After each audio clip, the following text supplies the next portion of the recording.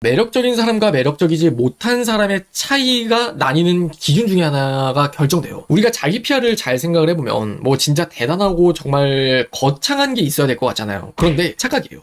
자, 오늘 영상은 어떤 분들에겐 조금 아픈 이야기가 될 수도 있을 거라는 점 좀 양해를 부탁드릴게요. 그래서 오늘 영상이 무엇이냐? 남자들이 딱 매력을 느끼는 혹은 느끼지 못하는 그 기준들을 크게 5가지 정도로 나눠서 좀 디테일한 이야기를 해볼까요? 그리고 이것들을 판단하는 그 기준들은요, 남자들에게 정말 대시를 받는다는 게 가능한 건가? 라고 느끼는 여성분부터 대시를 안 받는 게 말이 돼? 라고 말하는 여성들까지 수많은 표본들을 보면서 남자의 반응을 역전환한 기준이라고 이해해 주셨으면 좋겠습니다. 제가 앞서 결론부터 말씀을 드렸을 때 5가지의 그 기준부터 말씀을 드릴게요. 첫 번째는 이미지, 그리고 두 번째는 언어 습관, 그리고 바디 랭귀지, 그리고 세 번째는 주도 리액션, 그리고 네 번째는 자기 PR과 그리고 자존감, 5번째는 센슈얼리티 항목이에요. 첫 번째로 이야기할 부분은 이미지예요. 우리가 흔히 하는 말 중에 상대방의 첫인상은 3초 안에 결정난다라는 말이 있잖아요. 그런데 우리가 이 과정에서 느끼는 그 느낌이라는 게 있어요. 단순히 남자들을 볼 때 기생오라비 같아, 훈훈한데, 느끼해 라는 느낌이 있듯이 말 한마디를 섞지 않아도 그런 느껴지는 느낌이라는 게 있단 말이죠. 그리고 남자들도 반대로 여자를 봤을 때 그렇다는 거예요. 이미지는 크게 2가지로 저는 나뉜다고 봐요. 큰 틀에서 보면은 그냥 고양이과 이미지와 그리고 강아지과의 이미지, 그리고 여기서 결론부터 말씀을 드리면 강아지와 고양이가 적절하게 섞인 느낌의 그 개냥이과 이미지를 많이 가지고 있을수록 이 이미지 매력도는 높아질 수밖에 없어요. 잘 생각을 해보면 강아지는 굉장히 좀 친근한 느낌이죠. 그런데 이게 연애 시장에선 자칫 쉬워 보이는 느낌을 좀 주기가 쉬워요. 그리고 반대로 고양이 느낌은 좀 차가운 느낌이죠. 그렇기 때문에 괜히 다가가기 좀 어려운 느낌을 자아내게 되고요. 쉽게 말씀을 드리면은 내가 얼굴상의 어떤 느낌은 굉장히 차가워요. 하지만 내가 워낙 잘 웃는 표정을 지어내기 때문에 굉장히 좀 조화로운 개냥이 같은 이미지가 나올 수도 있는 거고, 또 반대로 내 얼굴은 굉장히 심심하게 생기기도 했고 되게 온순하게 생기기도 했어요. 하지만 그 안에서 도도한 표정이 나오면서 그 여자만의 분위기가 나오는 그 개냥이 같은 복합적인 이미지를 만들어낸다는 거죠. 실제로 대부분의 남자들이 좋다고 말을 하고 또 호불호 없는 연예인들을 이야기하면 예로부터 좀 이민정 씨, 아니면 박보영 씨, 뭐 아이유 씨, 이런 분들의 특징이 딱 그 개냥이의 상을 가지고 있다는 것과 일맥상통해요. 자, 그리고 두 번째는 언어 습관과 바디 랭귀지라고 말씀을 드렸어요. 이건 좀 추상적인 개념이라서 좀 이해가 어려울 수도 있지만 인기가 많은 여자일수록 언어 습관과 바디 랭귀지에 대한 자신만의 컨셉이 분명하다라고 그것만 기억하시면 돼요. 사람마다 가지는 그 언어 습관이나 바디 랭귀지가 있어요. 뭐 예를 들면은 제가 매번 영상에서 말을 하는 뭐 이해가 가시나요?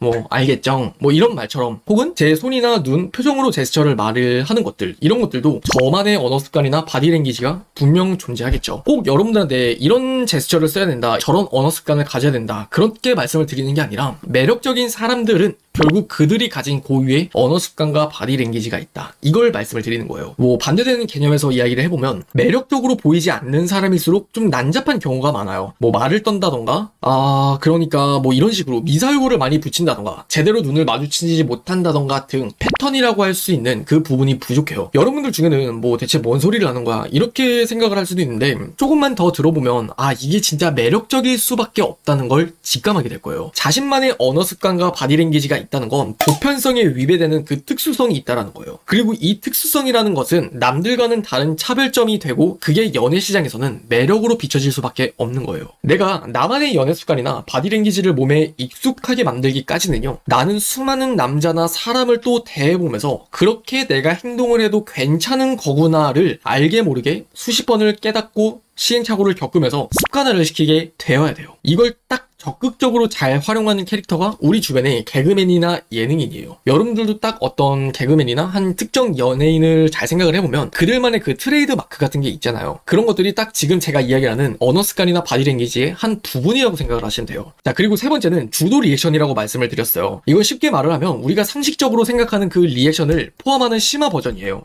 진짜? 대박이다. 신기해. 이런 내추럴한 리액션 같은 거는 뭐 많이 뻔히 알고 있을 거예요. 그런데 제가 지금 이야기하는 이 세 번째로 이야기하는 주도 리액션이라는 거는 상대방이 좋아하는 대화나 관심 주제를 잘 이끌어내는 능력이라고 생각을 하시면 돼요. 우리가 낯선 사람을 만났을 때는 다들 공통적으로 이런 생각을 해요. 대체 무슨 이야기를 해야 되지? 어떻게 말을 이어가야 되지? 그런데 여러분뿐만이 아니라 이런 생각은 저를 비롯해서 누구나가 가지고 있어요. 하지만 무슨 말을 해야 될지 모르겠다고 그냥 가만히 있는 사람과 가만히 있지 않는 사람, 그 두 가지가 나뉘겠죠. 그것을 결정짓는 게 바로 지금 이야기하는 주도 리액션이라는 거예요. 대화를 전반적으로 이끌어가지는 그 주도 리액션이라는 게 있다면 결국 여러분을 5분을 보든 혹은 5시간을 보든 그 남자는 여러분에게 아 진짜 나랑 잘 통한다, 얘 진짜 되게 매력적이다 라는 좋은 인상으로 기억될 수밖에 없고 또 생각날 수밖에 없어요. 이걸 잘하는 그 여자들은요, 공통적으로 자신감 플러스 예리함이라는 게 뒷받침되어 있어요. 내가 상대방에게 괜히 이걸 물어봐도 될까 하면서 주저하고 조심하면서 우물쭈물하는 게 아니라 그냥 자신감 있게 물어보고, 그리고 상대방이 관심 있어 할 만한 주제를 잘 예리하게 캐치한다는 거죠. 그래서 이건 정말 그 사람의 매력도를 가장 크게 결정짓는 부분 중 하나라고 저는 말씀을 드리고 싶어요. 이건 정말 어려운 부분이에요. 많은 사람들을 대해보고 그만큼 많은 남자들도 대해봐야 되니까요. 그리고 네 번째, 자기 PR과 자존감이라고 말씀을 드렸는데 이건 역시도 매력적인 사람과 매력적이지 못한 사람의 차이가 나뉘는 기준 중에 하나가 결정돼요. 같은 걸 이뤄내도 다르게 풀어내는 스토리텔링과 스스로에 대한 인정, 이것들이 매우 중요해요. 우리가 자기 PR을 잘 생각을 해보면 뭐 진짜 대단하고 정말 거창한 게 있어야 될 것 같잖아요. 그런데 착각이에요. 진짜 누구나 이뤄놓은 것들을 놓고도 전혀 다른 느낌으로 PR하는 방법들이 있거든요. 그걸 제가 하나만 예시를 들어서 설명을 드릴게요. 고등학교 졸업에 대한 이야기를 놓고 여러분들이 PR을 한다면 어떤 식으로 PR을 할 거예요? 한번 지금 같이 한번 생각을 해보세요. PR이 안 되는 사람들은 막막할 거예요. 왜? 누구나 고등학교를 나왔으니까. 하지만 PR을 제대로 할 줄 아는 사람 중 하나는 아마 이렇게 말을 할 거예요. 야 근데 유진아, 너는 고등학교 시절 때 어땠어? 근데 나는 고등학교 때 졸업하는 게 진짜 웃기지만 일단 목표였었다. 잘 생각해보면은 난 진짜 학교 가기 싫었고 매일 아침 일어나는 게 너무 싫었던 거야. 근데 내가 책에서 되게 의미 있게 봤던 말 중에 하나가 하고 싶은 대로 살기 위해서 하기 싫은 걸 인내해야 된다라는 그 말이 딱 내 심장을 때리는 거야. 그래서 내 그때 좀 어린 나이지만 딱 목표를 했지. 그래, 나도 학교 가기 맨날 싫지만 그래도 졸업하고 나면 나 다 해보고 싶은 거 할 거니까 일단 그래도 참아보자. 그래서 무사히 졸업 잘했던 것 같아. 딱 이런 말이에요. 쉽게 말을 하면 그냥 학교 가기 싫었다, 근데 무사히 졸업했다, 이 말이잖아요. 하지만 같은 말도 전혀 다르게 들리는 게 있다는 거죠. 그게 자기 PR의 영역이에요. 이렇게 사소하게 누구나가 할 수 있는 경험이라 하더라도 저는 전혀 다른 차이를 만들어내는 것이 결국 자기 PR이다라고 말씀을 드리고 싶은 거예요. 그리고 나만이 가진 특별한 경험이 더해진다면 어나더 클래스의 매력을 충분히 만들어낼 수 있겠죠. 그래서 여러분들이 뭐 내가 좀 거창한 게 있어야 되나? 그런 것들을 생각하는 게 아니라 그냥 자기 자신에 대한 칭찬이 있어야 되고 자기 자신에 대한 인정을 해주면, 그리고 남들과 비교하지 않는 자존감이 바탕이 되어 있다면 충분히 스스로에 대한 박수를 보내주시면서 이런 자기 PR이라는 건 충분히 할 수 있다는 거죠. 그리고 마지막 5번째, 센슈얼리티라고 말씀을 드릴게요. 이것도 너무 중요해요. 근데 사실 뭐 말할 게 없어요. 결국 이성이기 때문에 우리가 상대방에게 성적 매력을 느끼는 건 너무나 중요하잖아요. 그런데 이 성적 매력이라는 건 크게 신체적인 매력과 정신적인 매력, 이 두 가지로 나뉜다고 저는 봐요. 우리가 흔히 그런 말을 해요. 어떤 이성을 생각할 때 남자가 여자를 대하길, 야 너는 여자 얼굴이 중요해 몸매가 중요해? 이런 말 많이 던져요. 근데 단연 저는 몸매가 중요하다라고 말씀을 드리고 싶어요. 정말 결론부터 말씀을 드리지만 이건 그냥 무조건 몸매가 좋아요.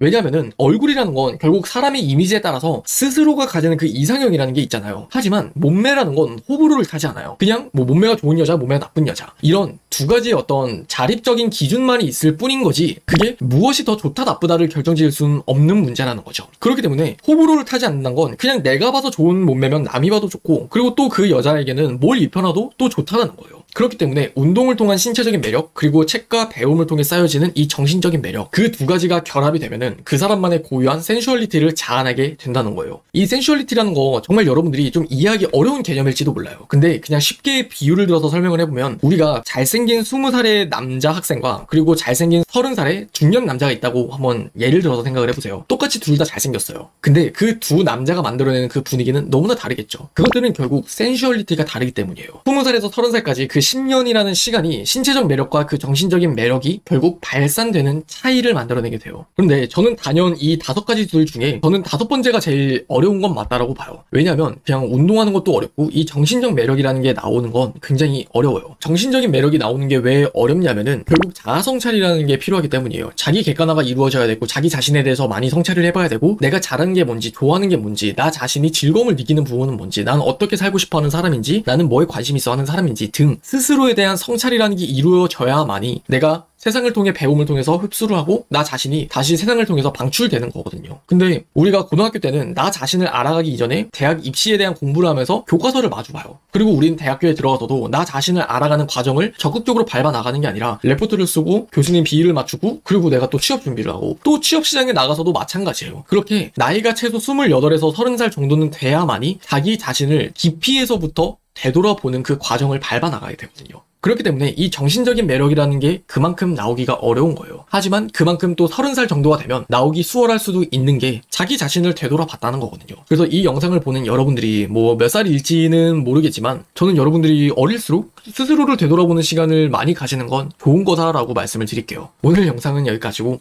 많은 도움이 되셨길 바랍니다.